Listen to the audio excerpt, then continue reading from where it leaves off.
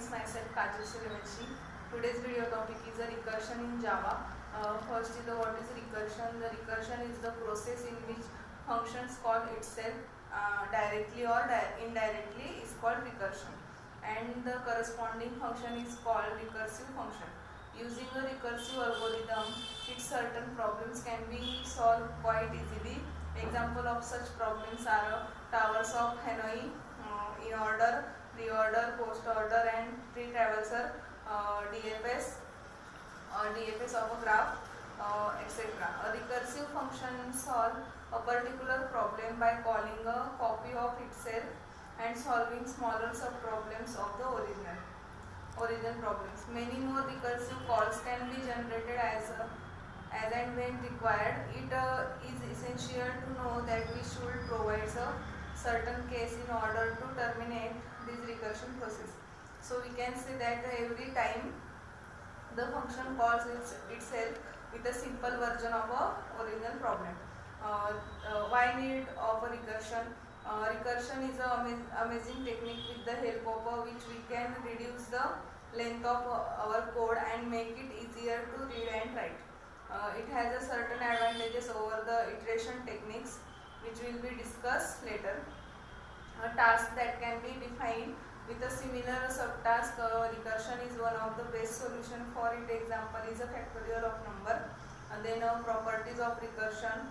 First is performing the same operation multiple times with a different input. Second is in every step we try smaller input to make the problem smaller. Third is the base condition is needed to stop the recursion, otherwise infinite loop will be occur. Next is a mathematical interpretation is recursion. Let us consider a problem that has a problem to determine the sum of first n natural numbers, and there are several ways of doing that, but the simplest approach is simply to add the number starting from 1 to n. So the function simply is f of n is equals to 1 plus 2 plus n number of a digit. But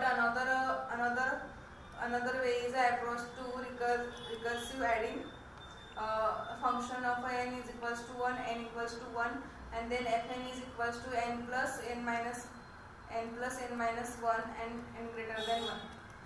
There is a simple difference between approach 1 and approach 2, and that is the approach to the function.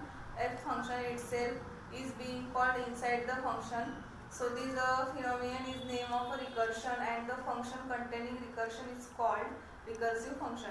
At the end, this great tool in the hand of the programmers to the code some problem in a lot easier and efficient way.